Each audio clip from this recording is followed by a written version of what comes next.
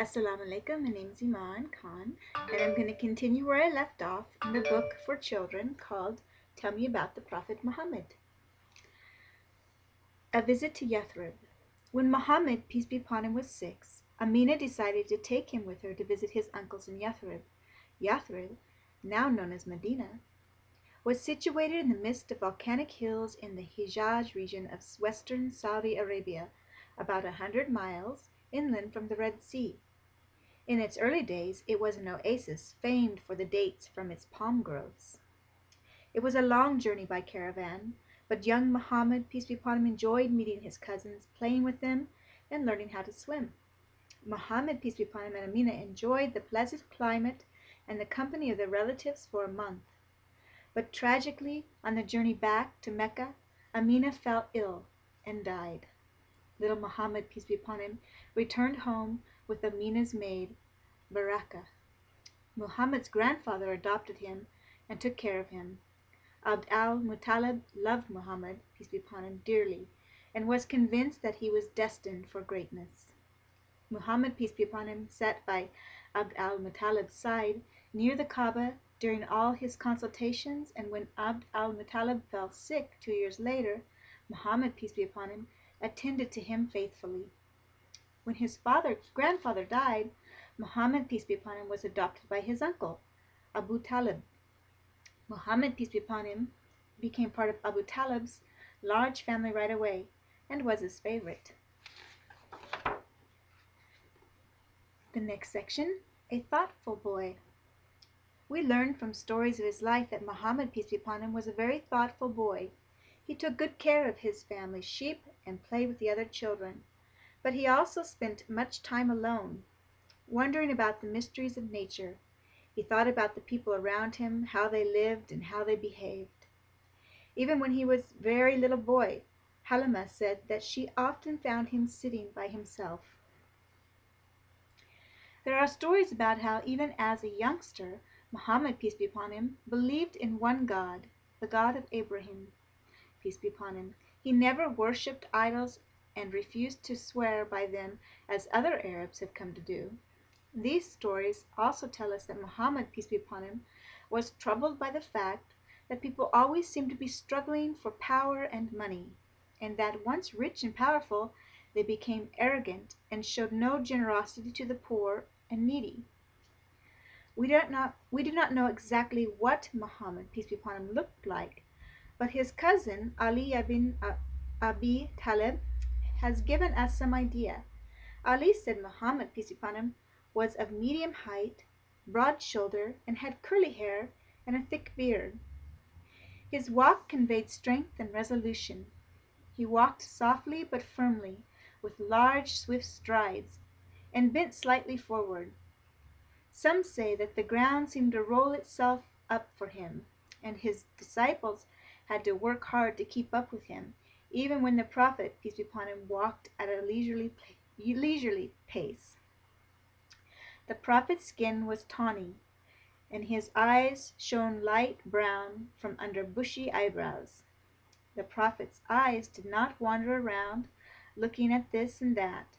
They were usually downcast, but when he did look up at something, he would look straight into it.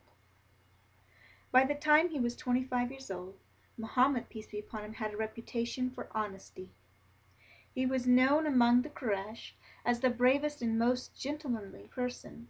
He was a good neighbor, tolerant, and always truthful. He always kept aloof from quarrels and quibbles, and never used foul language or abuse. Ali ibn Abi Talib once said, "All who came close to him grew to love him." I'm going to read a couple little pieces here on the page as well. In the creation of the heavens and the earth, and in the alternation of night and day, there are signs for men of sense, those that remember God when standing, sitting, and lying down, and reflect upon the creation of the heavens and the earth. That is Surah Al-Imran 3:190-191. Knowledge is your friend. Acquire knowledge, the Prophet Muhammad, peace be upon him, used to tell his followers. Seeking knowledge is the duty of every Muslim.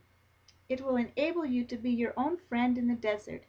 It will be your mainstay in solitude, your companion in loneliness, your guide to happiness, your sustainer in misery, your adornment when you are amongst people, and your arrow against your enemies. Whoever goes out in search of knowledge is on the path of Allah until returning. Another of the Prophet's sayings was that if anyone went on his way in search of knowledge, God would make it easy for him to find a way to paradise.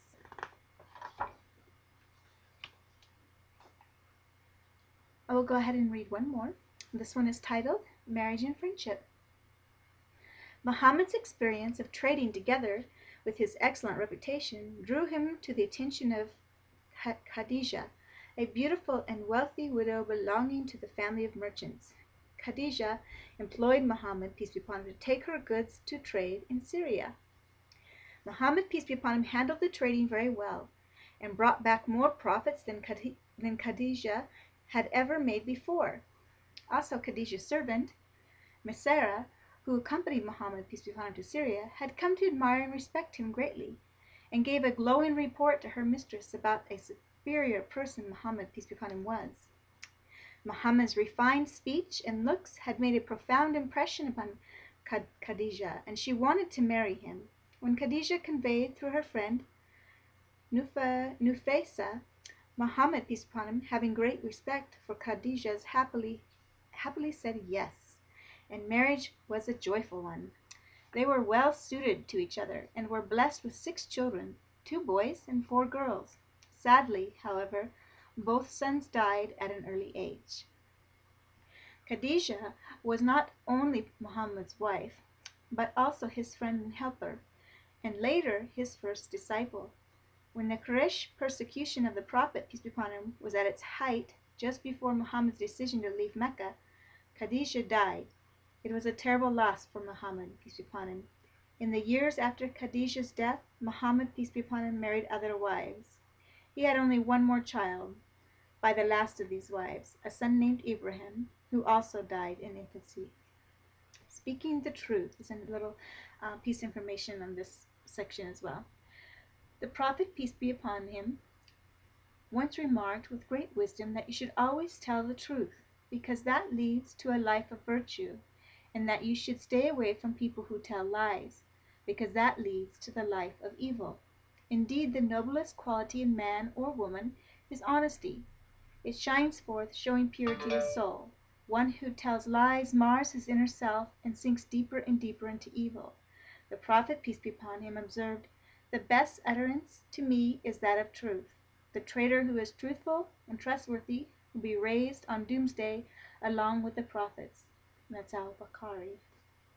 And that's where I'll end this time.